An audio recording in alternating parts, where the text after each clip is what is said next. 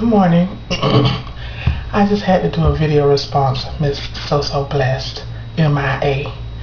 I just wanted to say, yeah, tonight Miss So Blessed, she stirred up an uproar in the family. And we were really worried for a little while. Wouldn't have been so worried if it had been just my round hips looking for her, or if it had just been baby sisters, D Hill looking for her, or if it was just me looking for her, to one of my sisters.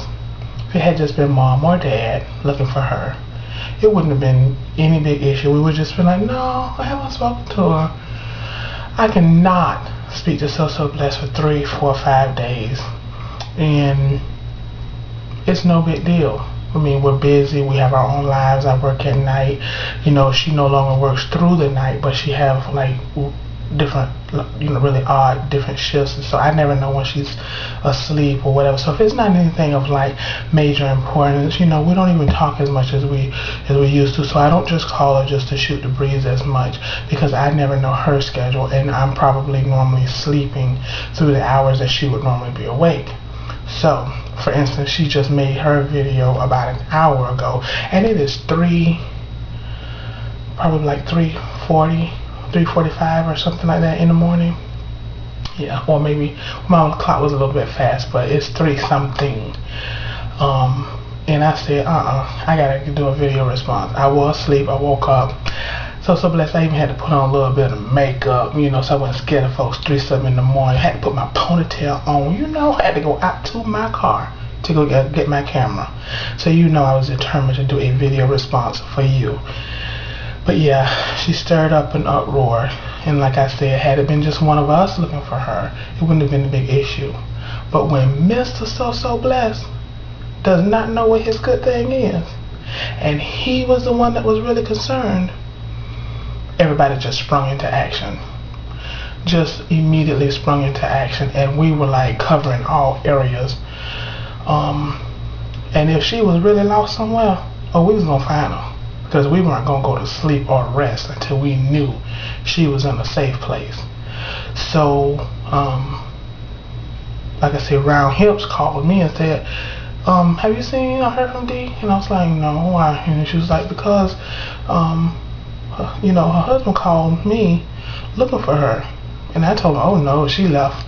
Like, she should have been like an hour or so ahead of me. So she should have been home. And she said she was so sleepy she couldn't even keep her eyes open. So that was the key factor right there that made us worry.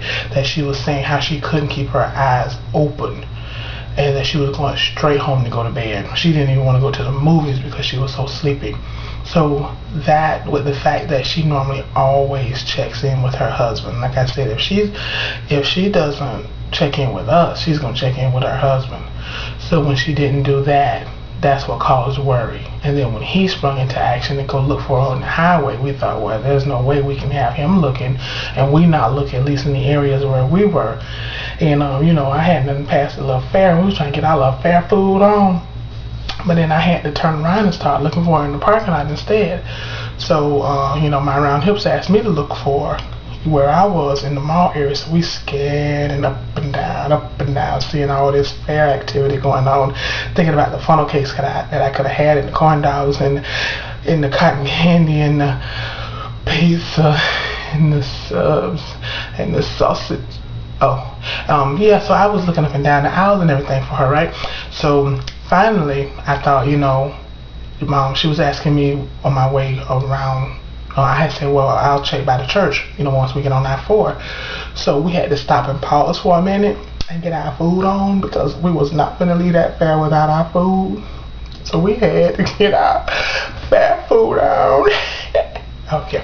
But anyway, she was getting her, and wasn't thinking about us. So anyway, so then we got back on I-4, and by now it's some good little time that done passed by, So I thought we were almost to the exit where I was going to get off to go check at the church. And that's when my Round Hips called back and said, she's been found. Now keep in mind, my daddy going up and down the highway, he's looking in the ditches, he's looking, we're worried because like I said, she is truly out of pocket. She normally always checks in with her husband, let him know where she is. You know, now if this would have been me, this would have been a whole nother outlook. This would have gone a whole different way. If one of my kids or my husband couldn't find me, guess what? They might call my mom and say, is my mom over there? They might call one of my sisters and say, is my mom over there? But guess what? They would just say, oh no, we ain't heard from her. That would have been the end of the story. Because I'm always out of pocket. I'm always out of place. I'm always floating somewhere. I'm a floater. So you know what? They wouldn't have came looking for me until maybe night tomorrow sometime. Yeah, like if I hadn't called or checked in by tomorrow, they might have started getting concerned. Alright, y'all. I'm gonna go wash this stuff off my face and get back in bed. Or maybe not. I don't know.